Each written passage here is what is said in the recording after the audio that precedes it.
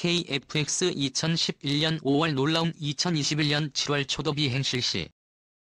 KFX 초도계는 2011년 5월에 사천에 위치한 카이 공장에서 노하우 행사를 가질 예정이며 이듬해인 2012년 7월에 초도 비행을 하게 된다.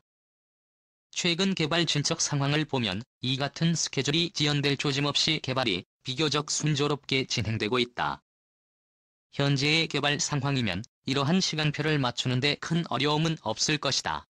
개발 과정에서 잡음을 최소화하기 위해 개발에 참가하는 주체들 간의 이견과 입장 차이는 카이를 중심으로 최대한의 합의점을 도출하고 있다. 개발 주체들이 각자 담당하는 영역에서 발생하는 리스크를 각자 부담하는 것이 아니라 다 같이 리스크 쉐어링을 하는 것 또한 문제를 신속하게 해결하기 위한 노력의 일환으로 이루어지고 있다. 처음 KTFX의 기본 형상을 선택할 때에는 ADD가 탐색 개발 단계에서 세부적인 재원을 도출한 103이 기본 형상이었다. 이후 매번 재설계가 이루어질 때마다 새로운 설계 형식명을 부여받았다. 따라서 KFX의 설계를 초기에 탐색 개발 도출 재원 명칭인 203은 오래된 과거이다. KTFX의 형상에는 세부 재원에서 적지 않은 변화가 있었으며 이 때문에 현재까지 도출된 게임 FX의 형상 재원과 공력 특성 등은 과거의 403의 차이가 있다. 모든 항공기 개발이 다 마찬가지지만 KFX의 형상 개발 또한 풍동 실험이 매우 중요하다. 해석과 피드백을 반복하여 기존의 형상을 수정하여 KFX에 요구되는 성능 요소 중 중요한 요소인 추력 특성 또한 풍동 시험과 밀접한 관계가 있다. FX의 엔진은 F424J2400이며 이 엔진의 최대 추력이라고 알려진 약 22,000파운드와 밀파워 14,700파운드는 어디까지나 항공기에 탑재를 하지 않은 상태에서의 해면고도 최대 추력이다. 실제 항공기에 탑재하면 이보다 추력은 좀 더 낮아질 수밖에 없다. 탑재되는 항공기의 해면고도 최대 추력과 윌파워가 공기 흡입구 형상과 및 내부 형상 및 구체적 등에 따라 같은 엔진이라도 추력이 조금씩 다르다는 의미이다. 이것은 그나마 해면고도 기준 최대 추력 차이며 항공기의 받음과 속력 하중 배수고도 등의 변화에 따른 추력 변화는 정말 탑재 항공기의 흡입구 특성은 물론이거니와 항공기의 전반적인 형상 특성에 따라서도 큰 차이가 있다. 같은 구조의 선회를 같은 속력 같은 고도에서 하더라도 필요로 하는 받음각이 다르고 흡입구 형상과 내부 형상도 항공기마다 다르기 때문이다.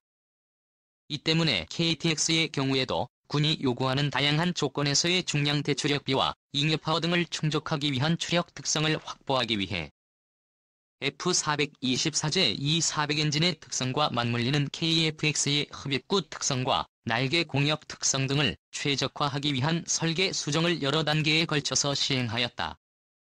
이같이 단계별 수정을 거치면서 얻은 형상을 풍동 모델로 재현하여 풍동 실험을 함으로써 흡입구 내부의 유체 유동 특성을 측정하고 추적하여 추력 특성에 영향을 미치는 받음각과 속력 대기 밀도 변화에 따른 흡입량 변화와 증류 유입 흡입구 내부의 충격파 특성 충격파가 발생한 이후의 기류의 속력 등에 대한 측정 결과를 도출한다. 설계 과정에서 해석한 결과와 대조하여 검증하고 해석과 다른 부분이 확인되면 피드백하여 설계를 수정하는 작업을 한다.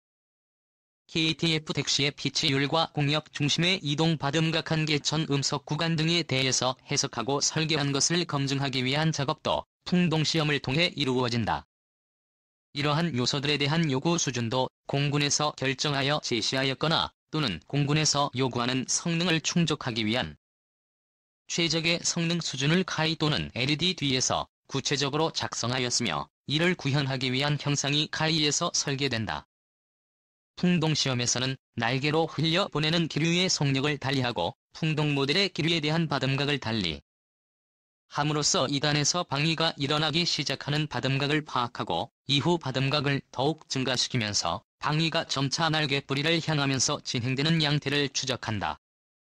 동시에 방위가 일어나면서 날개 안쪽을 따라 흐르는 기류의 속력을 날개 앞전에서 후반까지 측정함으로써 받음각이 변화와 양력 변화에 따른 공력 중심의 이동을 추적한다. 이를 바탕으로 풍동시험을 하는 형상의 받음각과 하중 배수 등의 변화에 따른 피치율과 양령 모멘트 등을 파악하게 된다.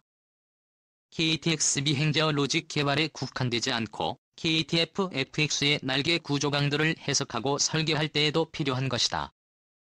KTX의 비행제어 로직 설계 시에 이를 반영하여 구체적인 받음과 구간을 설정하고 하중 배수 한계를 받음과 구간마다 달리 설정하며 선회가 가능한 최대 속력 한계 등을 결정한다. 이외에도 에어포일의 두께와 형상을 설계하고 수정하는 과정 역시 개인의 형상 재원이 단계적으로 변화하고 있는 요인이다. 그리고 랜딩 기어 수납 방식을 변경하는 것 역시 KEFX의 형상 재원이 초기에 403과 많이 달라진 원인이다.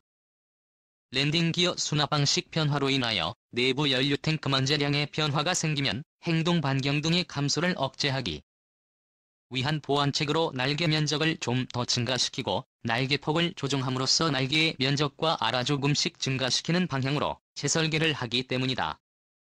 항력이 증가하는 것 역시 다른 부분에서 항력을 감소시키기 위한 보완책을 찾아 설계에 반영하면서 형상 재원이 LED 뒤에서 탐색 개발 시에 만들어진 것과 차이가 생기게 된 것이다.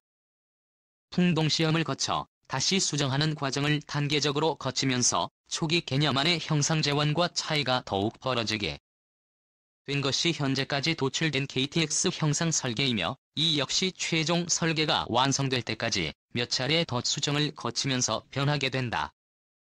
결국 KTX의 형상은 기본적인 외형은 초기의 탐색 개발로 도출되었던 시선과 세부적인 재원이 다르고 그에 따른 공역 특성과 내부 공간 배치 등이 다르게 되었다. 제 KTX 형상 명칭은 307에서 308로 가는 과정이며 최종 19만 2018년 5월 완성 예정 403을 기반으로 시작된 KTX의 설계는 대략 6개월에 한 번씩 수정된 형상을 도출하였으며 그때마다 형상 명칭이 새로 부여되었다. 현재 형상도 풍동 실험을 통해 생성된 결과를 설계해 피드백하여 수정을 하게 되면 708로 다시 명칭이 변경될 예정이다. 내부 배치 설계까지 완료된 최종 설계가 19이다. 따라서 현재 형상이 최종 설계에 많이 근접했다는 것을 짐작할 수 있다. 19는 2018년 5월에 최종 도출될 예정이다. 즉 KTFX의 설계는 2018년에 완성된다는 것이다. KTFX를 개발하면서 다양한 난제에 직면을 하는 것이 당연하지만 그 중에서도 현재 가장 어려운 부분 중 하나는 KTFX의 날개 설계 그 중에서도 KTFX의 에어포일을 만드는 것이다.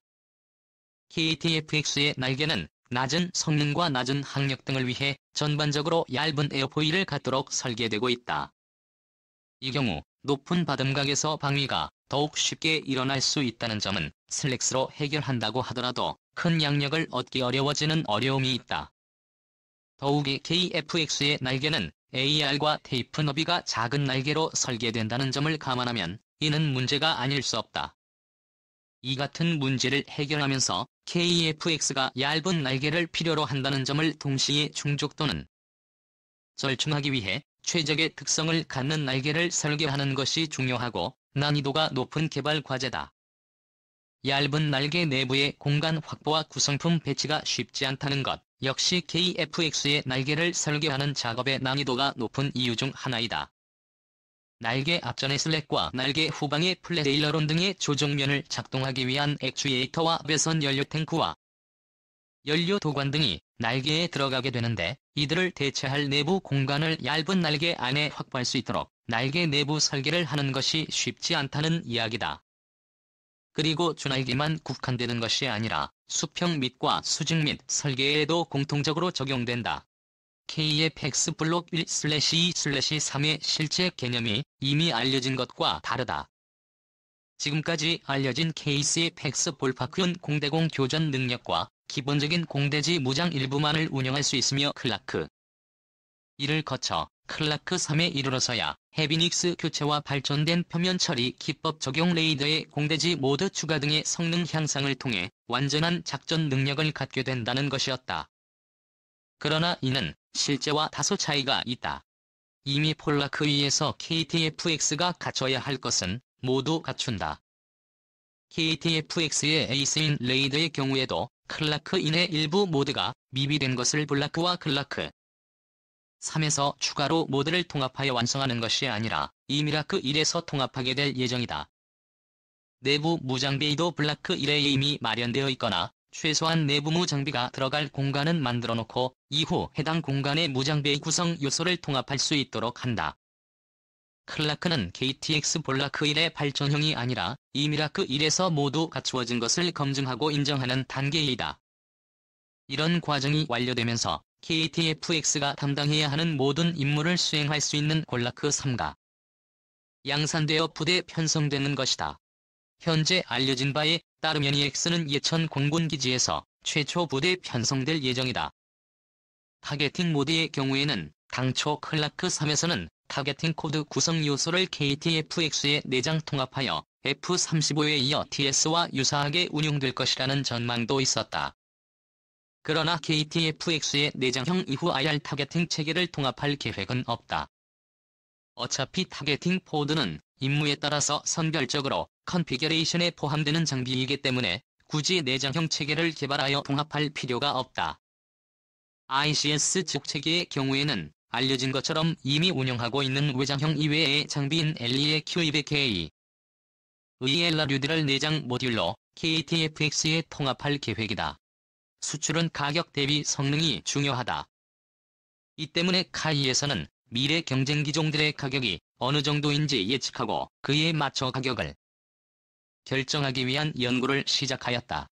현재 확정된 물량은 한국 측 도입 물량과 인도네시아 측 도입 물량이다.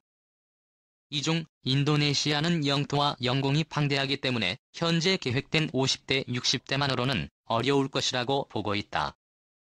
이 때문에 인도네시아 공군과 국방부에서 추가 수요 이야기 나오고 있다. 인도네시아는 현재 공동 개발 인력을 파견하여 미국이 제일 필요한 부분 제외하면 카이와 공동 개발을 진행하고 있다.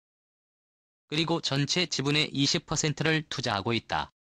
미국 AL이 필요한 부분 예를 들어서 링크 16 같은 경우에는 인도네시아의 IFX에 통합할 수 없기 때문에 아예 별도의 데이터 링크를 통합하게 된다. KFX 시제기가 나오면 인도 시제기 한 대를 인도네시아에 제공하게 될 예정이다. 이는 인도네시아가 전체 지분의 20%를 투자한 것에 대한 대가에 포함된다. 인도네시아는 EAL이 나오지 않는 하드웨어들은 KTF2에 그것과 다른 독자적으로 선점한 장비들을 통합해서 EX로 인증한 후 양산하게 된다. 이 플렉스 양산은 비티니아의 기술과 인프라로는 어렵기 때문에 카이가 PTDI와 별도로 계약하여 기술을 지원하고 자문을 제공하기로 되어 있다. 2단계에서는 카이가 IFX의 DAC로 참가하여 지금 로키드 마틴이 KFX 개발 프로그램에서 담당하는 역할과 유사한 역할을 하게 되는 것이다. FX 인증 전에 별도의 통합 작업 또한 카이가 PD와 별도로 계약을 체결하여 지원할 예정이다.